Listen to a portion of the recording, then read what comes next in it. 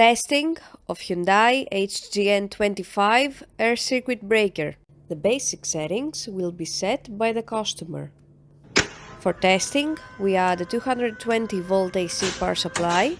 At first, we trip the breaker manually.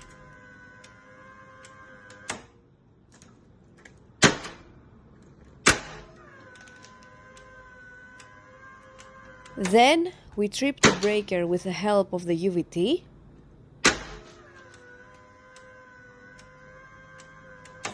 Next, we perform a short time delay test, and the breaker trips almost instantly. Lastly, we perform a long time delay test.